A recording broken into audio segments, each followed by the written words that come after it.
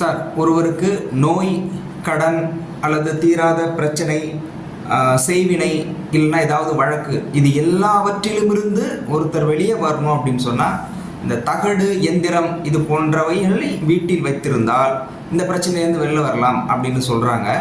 அது சரியானதா? எந்திரம், தகடு அனைத்து பிரச்சனைகளும் தீர்த்து விடுமா? இதற்கு உங்களுடைய பதில் என்ன டாக்டர்? அதாவது எந்திரம், தகடுகள் அனைத்து பிரச்சனைகளையும் தீர்த்து விடுமா? தீர்க்கும். அது எப்படி பயன்படுத்தணுன்றது கரெக்டாக பயன்படுத்தணும். இப்போது நீங்கள் வாழ்க்கையில் நிறைய பிரச்சனைகள் இருக்குது, ஒவ்வொரு பிரச்சனைகள் இருக்குது. ஸோ இந்த பிரச்சனைகளை தீர்ப்பதற்கு அதை வீட்டில் வச்சுருந்தா எப்படி அது வேலை செய்யும் அப்படின்னு மக்களுக்கு தெரியும். பொதுவாகவே இந்த யந்திரம்லாம் விற்கிறோம், வீட்டில் வாங்கி வைக்கிறோம், அதை வழிபடுறோம். இப்போ இந்த பிரச்சனை எப்படி தீரும் அப்படின்னா, உங்களுக்கு ஒரு பிரச்சனை இருக்குது அப்படின்னு சொன்னால் அப்போது அந்த பிரச்சனையை நீங்கள் சப்ராயிட் இருக்கீங்க. ஒரு பிரச்சனை நீங்கள் சப்ராயிட் இருக்குது. நிறைய ஒவ்வொரு பிரச்சனைக்கும் 2 பிரச்சனைக்கும் 3 பிரச்சனை 4 பிரச்சனைக்கும் ஒரு பிரச்சனை.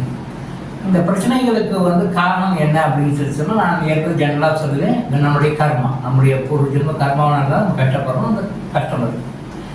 அந்த கர்மாவை போக்குவதற்காக சில வழிகளை நாம் பயன்படுத்தி அதை முறையாக நாம் செஞ்சோம்னா அந்த கர்மா போகும். அப்போ இந்த யந்திரங்கள்லாம் என்ன பண்ணணும்னா, they are purely geometric designs. அதில் பாருங்கன்னா கோடு, வட்டம், இந்த மாதிரிலாம் ஜியாமெட்ரிக்கல் சம்மந்தப்பட்ட விஷயங்கள் தான் அதில் இருக்கும். இந்த ஜியாமெட்ரிக்கல் சம்மந்தப்பட்ட விஷயம் என்ன அப்படின்னா, காஸ்மிக் பவர் உள்ளே இழுக்கக்கூடிய ஒரு சக்தி. காஸ்மிக் பவர், பிரபஞ்ச சக்தின்னு சொல்கிறோம் இல்லையா, காஸ்மிக் பவர். இந்த காஸ்மிக் பவர் இருந்ததுன்னா நமக்கு தேவையான இருந்ததுன்னா நம்ம சஃபர் ஆக மாட்டோம். எப்போ காஸ்மிக் பவர் நம்ம உடம்புலையும் நம்ம ஆறாவிலையும் குறையுதோ அப்போ நம்ம பிரச்சனைகளால் கஷ்டப்படுறோம். அப்போது காஸ்மிக் பவரை கொண்டு நம்ம ஆறாவிலையோ நம்ம உடம்புலையோ நம்ம இருக்கிற இடத்துலையோ நம்ம வசிக்கிற இடத்துலையோ நம்ம தொழில் செய்கிற இடத்துலையோ அந்த பவரை கொண்டு சேர்த்தணும்னா அப்போ அந்த நல்ல சக்தி வரும்பொழுது அங்கே இருக்கிற தீய சக்திகள் வெளியே போயிடும். அப்போ தீமைகள் வெளியே போய்ட்டு நன்மைகள் வரும். உண்மை. இப்போ இதுக்காக தான் பழைய காலத்தில் மகான்கள், சித்தர்கள்லாம் யந்திரங்கள்லாம் வரைவாங்க. இந்த ஜியாமெட்ரிக்கல் பேட்டர்ன் ஒரு பிரச்சனைக்கு தகுந்த மாதிரி ஒரு விதமான டிசைன் இருக்கும். ஃபார் எக்ஸாம்பிள், ஒரு ஹஸ்பண்ட் ஒய்ஃப் பிரச்சனை, அவங்க ஒன்றா சேர்ந்து வாழணும்னா அதுக்கு ஒன்று. தொழில் நல்லபடியாக நடக்கணும்னா அதுக்கு ஒரு விதமான டிசைன். படிப்பு நல்லபடியாக படிக்கணும், அதுக்கு ஒரு விதமான டிசைன். கோர்ட் கேசஸ் எல்லாம் இருக்குது, அதெல்லாம் சால்வ் ஆகணும்னா அதுக்கு ஒரு விதமான டிசைன். பசங்க சரியாக படிக்க மாட்டேன்றாங்க அப்படின்னா அவங்க நல்லா படித்து நல்லா வரது அது ஒரு டிசைன். ஸோ எல்லாத்துக்கும் தனித்தனியான ஜியாமெட்ரிக்கல் பேட்டர்ன் இருக்குது. அந்த பேட்டர்ன் எந்திரத்தில் படிக்கணும், டிசைன் பண்ணிட்டு ஜென்ரலாக அது அப்படியே வச்சா படிக்காது. அதுக்கு பிராண பிரதிஷ்டை நம்ம கொடுக்கணும். பிராண பிரதிஷ்டைனா தட் ஷுட் பி எனர்ஜைஸ். அதுக்கு எனர்ஜி கொடுக்கணும். அந்த எனர்ஜி எப்படி கொடுக்கணும்? அதையும் காஸ்டிக் பவர் எடுத்தால் கொடுக்கணும். ஒரு copper plate, or silver plate, or golden plate எடுத்துக்கிறோம், தகடு. அதில் அந்த டிசைன்ஸை வரைகிறோம். அந்த டிசைன்ஸை வரைஞ்சிட்டு அந்த காஸ்டிக் பவரில் இருந்து எனர்ஜி எடுத்து அது கொடுக்கணும். அதை கொடுத்தோம்னா ஸ்டோர் ஆகிக்கும். அந்த யந்திரம் எங்கே இருக்கோ அந்த இடத்த சுற்றி அரௌண்டு அது கொடுக்குற பவரை பொறுத்து அங்கேருந்து மினிமம் 5 ஃபீட்லேருந்து 10-15 ஃபீட் சரௌண்டிங் வரைக்கும் அந்த எனர்ஜி எப்பவுமே எடுத்துக்கிட்டே இருக்கும். 24 hours 365 days அந்த எனர்ஜி இருந்துக்கிட்டே இருக்கும். அப்போ அந்த எனர்ஜி இருக்கும்போது அங்கே இருக்கின்ற தேவையில்லாத பிரச்சனைகள், கஷ்டங்கள், கவலைகள்லாம் மாறி நன்மைகளாக மாறும். இதுதான் அந்த கான்செப்ட். திருப்பதி கோயிலில் மற்ற கோயில்களை காட்டிலும் திருப்பதி கோயிலில் மட்டும் ஏன் வருமானம் நிறைய வருது? ஏன் நிறைய பணம் அங்கே போய் சேருது? ஏன் இல்லாத கூட பணத்தை எப்படியாவது ஏதாவது வகையில் சேகரித்து போய் போட்டுட்டு வராங்க முடியல அப்படின்னா, அங்கே திருப்பதி வெங்கடாஜலபதிக்கு ஒரு பவர் அப்படின்னு சொல்லி திருப்பதி வெங்கடாஜலபதி பவர் தான்.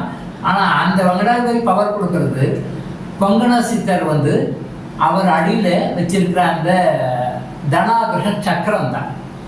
திருப்பதியில் வெங்கடாஜலபதி சிலைக்கு அடியில் கொங்கணவர் என்கின்ற சித்தர் வைத்திருக்கின்ற அந்த தன ஆகர்ஷண சக்கரம்னு ஒரு சக்கரம் வச்சிருக்காரு. அதை பிராண பிரதிஷ்டை அவர் பண்ணியிருக்கிறார்.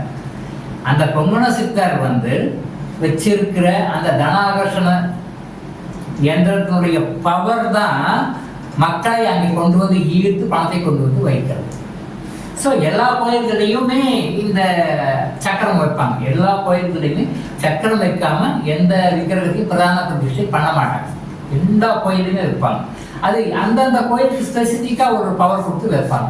அப்போ அந்தந்த கோயிலுக்கு எந்த ஸ்பெசிஃபிக் பவர் கொடுத்து வைக்கிறாங்களோ அந்த பவர் அங்கே வேலை செய்யறதுனால அந்த குறிப்பிட்ட குறைபாடு, குறிப்பிட்ட பிரச்சனைகள், குறிப்பிட்ட நோய்கள் உள்ளவங்க அங்கே போனால் சரியாயிடும்.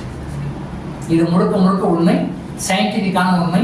அந்த காலத்தில் ஆன்மீகம்ன்ற பேரில் இதெல்லாம் செஞ்சு வச்சாங்க. இது உண்மைதான்.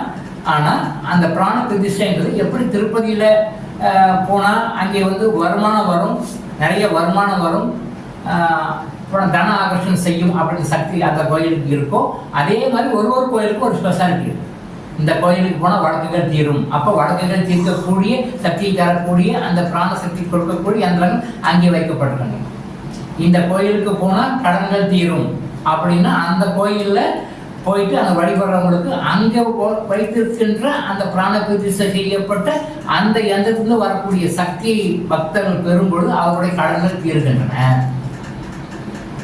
இந்த கோயிலுக்கு போனால் குழந்தை வரம் கிடைக்கும் அப்படின்னு சொல்லி சொன்னால் அந்த கோயிலுக்கு போய் வணங்கும் போது அந்த கோயிலில் வச்சிருக்கிற பிராண பிரதிஷ்டை பண்ணிக்கிற சக்கரங்கள் மூலமாக வருகின்ற சக்தி பக்தர்களுக்கு போகும்போது அங்கே போகிறவங்களுக்கு திருமணம் ஆகுது. இந்த மாதிரி ஒரு ஒரு கோயிலில் ஒரு ஸ்பெஷாலிட்டி இருக்கும். நிறைய பேர் சொல்லுவாங்க இந்த கோயிலுக்கு போனால் இந்த சிறப்பு, இந்த கோயிலுக்கு போனால் சிறப்பு. எந்த கோயிலுக்கு போனால் எந்த சிறப்போ அந்த சிறப்பை தரக்கூடிய யந்திரங்கள் அந்த சிலையின் அடியில் வைக்கப்பட்டிருக்கின்றன. இதுதான் உண்மை. இது எல்லாருக்குமே வந்து